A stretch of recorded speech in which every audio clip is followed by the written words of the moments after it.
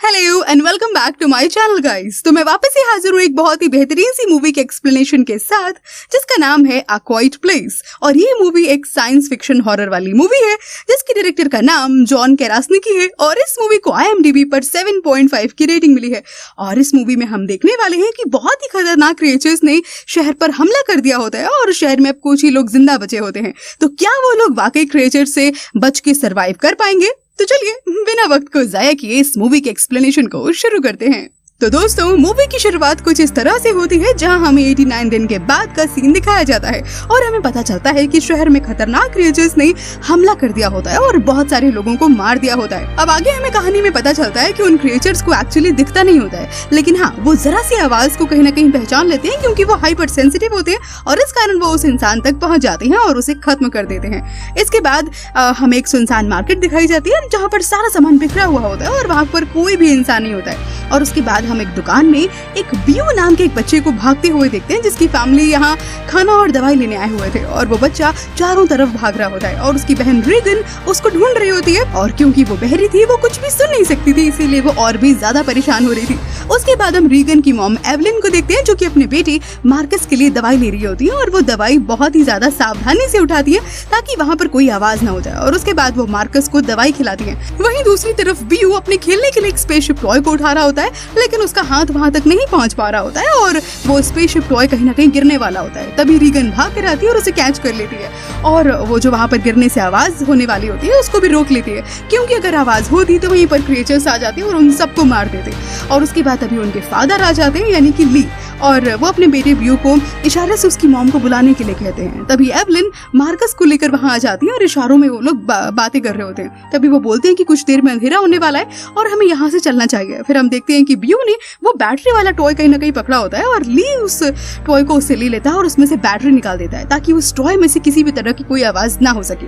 और इसके बाद ये लोग वहाँ से निकल जाते हैं। तभी थोड़ी देर के बाद हम देखते हैं कि रीगन ने अपने भाई बियो को वो टॉय दे दिया होता है और तभी बियो ने भी चुपके से वो बैटरीज ले ली होती है और किसी को पता भी नहीं चलता है। उसके बाद हम देखते हैं कि सब लोग घर में नंगे पांव ही चल रहे होते हैं ताकि आवाज ना हो और इसी बीच बियो जो होता है वो अपने टॉय में उन बैटरीज को लगा देता है और खिलौने को शुरू कर देता है। और तभी जैसे ही वो खिलौना आवाज करने वाला होता है तो सब लोग देख लेते हैं और काफी ज्यादा डर जाते हैं। तभी ली अपने बियो बेटे को बचाने के लिए भागता है लेकिन उससे पहले ही वहाँ पर क्रिएचर आ जाता है और बियो को मार डालता है और यहीं पर सीन कट हो जाता है। इसके बाद हम देखते हैं कि 1 साल के बाद का सीन दिखाया जाता है जहाँ पर हम रीगन को जमीन पर लेटे हुए देखते हैं और वो खुद को कहीं ना कहीं ब्लेम कर रही होती है बियो की मौत के लिए क्योंकि उसने ही उसे वो खिलौना दिया होता है। अब थोड़ी देर के बाद दिखाया जाता है कि एवलिन वहाँ पर आ जाती है और हमें पता चलता है कि एवलिन अब प्रेग्नेंट है और दोनों घर के अंदर जाते हैं जहाँ पर ली CCTV पर देख रहा होता है और ली उन क्रिएचर्स के बारे में भी बहुत सारी जानकारी इकट्ठा कर रहा होता है जैसे कि वो देख नहीं सकते हैं लेकिन हाँ, वो छोटी से छोटी आवाज को सुन जरूर सकते हैं और उन क्रिएचर्स की स्किन भी बहुत ज्यादा हार्ड होती है,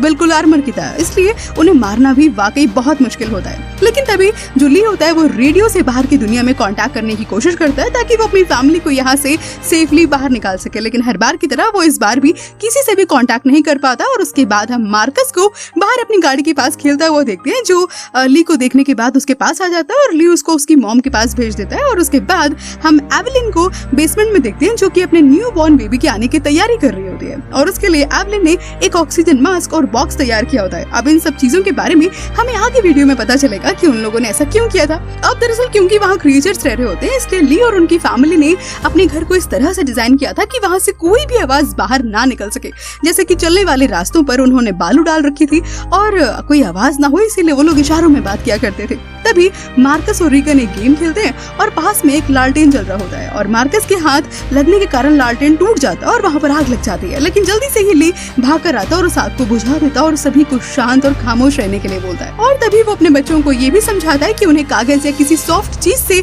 गेम खेलना चाहिए ताकि उससे कोई आवाज ना हो। और इसी तरह से वो लोग एक कदम फूंक फूंक कर रख रहे थे और इसी तरह से रहते हुए कहीं ना कहीं अब उन्हें इस घर में 1.5 साल हो चुके थे। हर रात अभी ली जो होता है वो टावर पर चढ़कर मशाल जलाता है और तभी वो देखता है कि आसपास के घरों में भी इसी तरह की मशालें जल रही हैं और वो ये समझ जाता है कि हमारी ही तरह और भी फैमिलीज हैं जो यहाँ पर शांति से रहकर किसी तरह से सरवाइव कर रही हैं। अब हम देखते हैं कि ली और एल्विन के बस 2 ही बच्चे अब जिंदा बचे होते हैं, बेटी रीगन जो कि बहरी होती है और छोटा सा बेटा मार्कस। ली तभी अपनी बेटी के लिए एयर मशीन बनाता है और हम देखते हैं कि रीगन अपने घर में बेसमेंट में जा रही होती है, तभी ली उसे रोक देता है, जिसके बाद रीगन नाराज हो जाती है और तभी ली उसको इशारों में समझाता है कि वो उसे क्यों मना कर रहा है। तभी रीगन बोलती है कि हाँ मुझे पता है कि मैं क्या करने जा रही हूँ, मैं कोई बच्ची नहीं हूँ, मैं बिल्कुल भी आवाज नहीं करूंगी। और उसके बाद तभी ली उसको अपनी बनाई हुई एयर मशीन दिखाता है, लेकिन रीगन उसे लेने से मना कर देती है क्योंकि उसे लगता है कि हर बार की तरह ये मशीन भी इस बार भी काम नहीं करेगी और तभी वो नाराज होकर वहाँ से चली जाती है। अब उसकी मॉम की प्रेगनेंसी का 9वां महीना चल रहा होता है और वो लोग वाकई बहुत टेंशन में होते हैं क्योंकि बच्चे की डिलीवरी के वक्त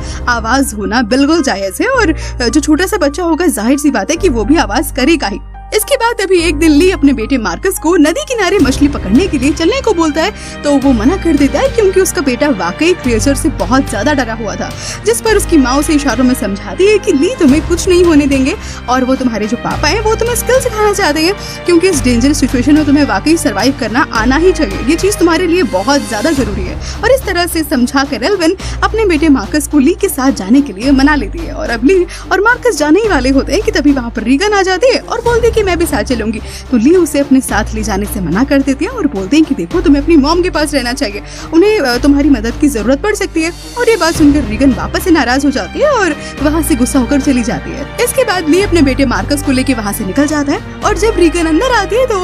उसे वही एयर मशीन याद आती है जो ली ने उसके लिए बनाई थी। वो उसे ट्राई करती है तो हाँ वाकई इस बार वो काम कर रही होती है और तभी उसे अपने छोटे भाई बियू की याद आने लगती है जिसको 1 साल पहले क्रिएचर्स ने बहुत ही बुरी तरीके से मार दिया होता है। उसके बाद वो भी अपने बैग में कुछ सामान रखती है और वहाँ से चली जाती है और दूसरी तरफ जो ये बाप बेटे होते हैं नदी किनारे खुलकर बातें कर रहे होते हैं क्योंकि नदी की आवाज वाकई बहुत तेज होती है और उसमें ह्यूमंस की आवाज दब जाती है, इसीलिए क्रिएचर्स उनकी आवाज सुनेंगे इसकी संभावना वाकई बहुत कम हो जाती है। अब ये दोनों बाप बेटे इतनी जोर जोर से चिल्ला रहे होते हैं क्योंकि इतने दिनों से इन्होंने कुछ नहीं बोला होता और शायद ये अपनी ही आवाज कहीं ना कहीं भूल चुके होते हैं और झरने की आवाज इतनी तेज होती है कि कहीं ना कहीं इनकी आवाज बिल्कुल दब जाती है। अच्छा समय बिताकर काफी देर के बाद जब ये लोग लौट रहे होते हैं तब इन्हें रास्ते में एक बूढ़ा आदमी मिलता है जिसकी बीवी को कहीं ना कहीं मरे हुए कुछ वक्त हो गया होता है और उन्हें फिर समझ में आता है कि क्रिएचर्स ने ही उनकी बीवी को मार दिया होता है। और तभी जब ये लोग पास से निकल रहे होते हैं तो वो बूढ़ा आदमी डिप्रेशन में होता है और वो जोर से चिल्ला देता है और उसी वक्त हमें एक क्रिएचर वहाँ पर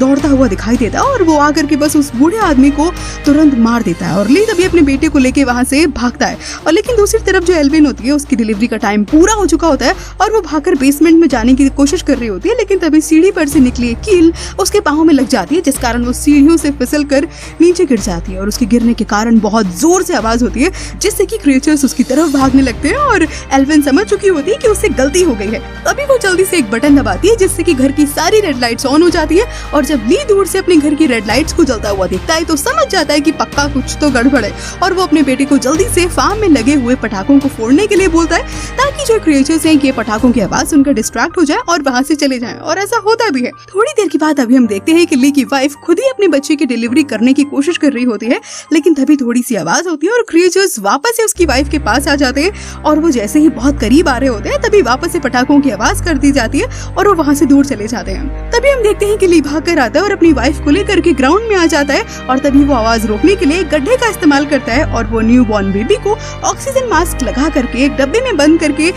उसमें डाल देता है ताकि उसकी रोने की आवाज बाहर ना आ सके। और तभी इसी दौरान हम देखते हैं कि रीगन और मार्कस फार्म में खो चुके होते हैं और क्रिएचर सब उन पर हमला करने वाले होते हैं। तभी जैसे ही क्रिएचर रीगन पर हमला करने आता है तो उसकी एयर मशीन से बहुत ही हाई फ्रीक्वेंसी आवाज निकल रही होती है। तो हम देखते हैं कि क्रिएचर्स को इस आवाज से तकलीफ हो रही होती है और वो वहाँ से भाग जाते हैं। हालांकि अब इस आवाज से रीगन को भी तकलीफ हो रही होती है और वो इसीलिए उसे बंद कर देती है और यही उसकी सबसे बड़ी गलती होती है। तभी हम देखते हैं कि जब ली अपने बच्चों को ढूंढने के लिए बाहर निकलता है तो भागते हुए गलती से वो अपने बच्चों को आवाज लगा देता है और तभी वहाँ पर एक क्रिएचर आता है और ली पर हमला कर देता है और वहीं पर उसे जान से मार देता है। इसके बाद हम देखते हैं कि बच्चे भागकर घर में छिप जाते हैं आकर और उसके बाद फिर से क्रिएचर्स कहीं ना कहीं हमला करने के लिए उनके घर की ओर आ रहे होते हैं क्योंकि वो जो छोटा बच्चा होता है वो बहुत ही ज्यादा आवाज कर रहा होता है। और तभी रीगन भागकर ऊपर आती है कमरे में और अपने पापा के बोर्ड पर देखती है जो उन्होंने लिखा था कि क्रिएचर्स की वीकनेसेस क्या क्या हो सकती हैं। तभी रीगन को याद आता है कि उसकी एयर मशीन की आवाज से एक आवाज निकल रही थी जिससे कि क्रिएचर्स क्रिएचर्स जो थे वो परेशान हो रहे थे और तभी वो एयर मशीन को ऑन करके माइक पे चलाती है जिससे कि बहुत तेज आवाज निकलती है और वो क्रिएचर्स उस आवाज से बेहोश हो जाते हैं और उसके बाद एल्विन उसको शॉटगन से मार देती है। तभी सीसीटीवी में पता चलता है कि इस शॉटगन की आवाज से और भी क्रिएचर्स अट्रैक्ट हो रहे होते हैं और वो भी वहीं आ रहे होते हैं, लेकिन अब उन्हें क्रिएचर्स की वीकनेस पता चल चुकी होती है और जैसे जैसे वो सारे क्रिएचर्स पास में आ रहे होते हैं तो उसी एयर मशीन से निकलती आवाज से वहीं पर बेहोश हो जाते हैं और ये मूवी यहीं पर खत्म हो जाती है। तो दोस्तों, कैसी लगी आपको ये साइंस फिक्शन वाली मूवी जो कि वाकई बहुत अमेजिंग थी और इसीलिए शायद इसे IMDb पर 7.5 की रेटिंग मिली थी। तो दोस्तों, अगर आपको ये मूवी की कहानी अच्छी लगी हो तो इसे अपने दोस्तों के साथ शेयर कीजिएगा, इस चैनल को सब्सक्राइब कीजिएगा और हाँ, इस वीडियो को लाइक भी कीजिएगा। मैं जल्दी से वापस आऊंगी किसी और अमेजिंग सी मूवी के एक्सप्लेनेशन के साथ। Till then take care, bye bye.